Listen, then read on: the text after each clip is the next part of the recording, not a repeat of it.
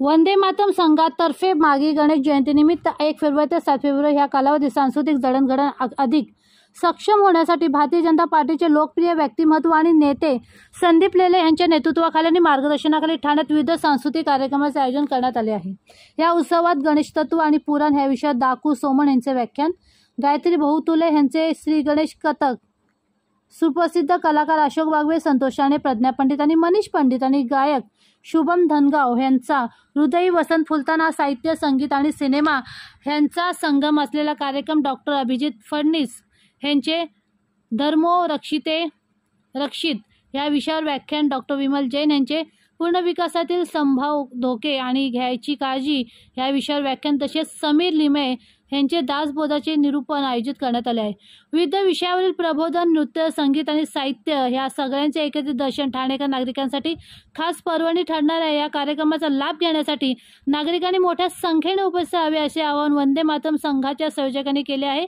गणरायाच्या दर्शनासाठी आणि सांस्कृतिक कार्यक्रमासाठी ठाणेकर नागरिकांनी मोठ्या संख्येने उपस्थित राहावे असे आवाहन संयोजकांनी केले आहे।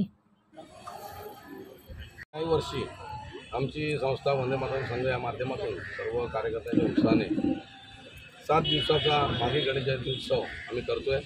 7 दिवस विविध कार्यक्रम आहेत त्याच्यामध्ये। या कार्यक्रमांमध्ये व्याख्यानं आहेत, निरूपण आहे, संगीत आहे, कवी आहेत, पुनर्विकासासारखे विषय आहेत, उद्बोधक, सर्व विषय घेऊन आम्ही 7 दिवस कार्यक्रम ठेवले आणि अत्यंत भव्य दिव्य असा देखावा इथे केला जातो। लोकांच्या सांगण्यानुसार ठाणे आणि मुंबईत हा सर्वात मोठा असा मागी गणेश जयंती उत्सव आहे। इतक्या भव्य स्वरूपात अजून तरी एवढा मोठा मागी जयंती उत्सव कुठे साजरा केला जात नाही। अत्यंत रेखीव, नीटनेटका, आकर्षक सजावट, अप्रतिम कार्यक्रम आणि कार्यकर्त्यांचं स्वस्थ आणि शिस्तबद्ध पद्धतीने आणि कोणालाही वाहतुकीचा किंवा नागरिकांना आवाजाचा कशाचा त्रास न होता हा उत्सव अत्यंत शिस्तबद्ध पार पाडला जातो। त्यामुळे लोक देखील यावर खुश असतात। नागरिक मोठ्या संख्येने येतात।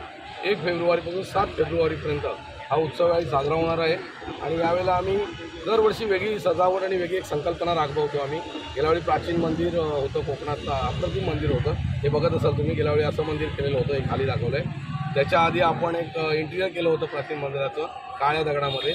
यावर्षी आपण ही संकल्पना राबवली, आपल्या पाठी दिसते। उद्याला ही पूर्ण तयार होईल। आपण गणेश उद्यान मंदिर अशी संकल्पना दिली आहे। उद्यानातलं एक गणेश मंदिर साकारण्याचा आपण प्रयत्न केला आहे। आमचे डेकोरेटर आहेत मंदार गोळे म्हणून, ते खूप मेहनत घेतात त्याच्यामध्ये, नवोदित आहेत ते, पण त्यांनाही चांगला मौका मिळून ते देखील पुढे येत आहेत या माध्यमातून। आणि आता लोकांना आनंद मिळेल याच्यात एक होरायझन हॉस्पिटलतर्फे आम्ही आरोग्य शिबिर पण रोजचं इथं चालवतो। रोज भजनं असतात संध्याकाळी, स्थानिक भजनी मंडळांना त्याचा वाव दिला जातो आणि रोज विविध कार्यक्रम मी मगाशी सांगितलं तसं गणेश पुराण असेल, दाकू सोमण आहेत, कथक नृत्य आहेत, गायत्री बहुतुले, धर्मरक्षता जे CAFS आहेत, अभिजित फडणीस अर्थतज्ञ, ते आता धार्मिक विषयावर त्यांनी वाहून घेतलेलं आहे। साहित्य संगीतात अशोक बागवे आणि या सगळ्यांचं हृदयी वसंत फुलताना आहे। पुनर्विकासावर देखील लोकांना धोका होतो, अडचणी होतात, त्यावर देखील आम्ही विमल जैन यांचं मार्गदर्शन ठेवलं आहे आणि दासबोधावर देखील आम्ही समीर लिमये यांचं निरूपण ठेवलं आहे। आज शेवटच्या दिवशी भव्य मिरवणूक आहे 2 तासाच्या गजरात। पहिल्या दिवशी गणेशाचं आगमन आहे आणि अत्यंत अप्रतिम असं गणेश उद्यान मंदिर इथे साकारलं आहे। सर्व ठाणेकरांना आव्हान आहे की त्यांनी इथे येऊन या सुंदर अशा वातावरणाचा लाभ घ्यावा, सांस्कृतिक धार्मिक आनंद इथे येऊन लुटावा अशी त्यांना आमची आग्रहाचं निमंत्रण आहे। सन्माननीय एकनाथ शिंदे असतील, रवींद्र चव्हाण असतील, बावनकुळे असतील, सर्वजण या कार्यक्रमाला येतात।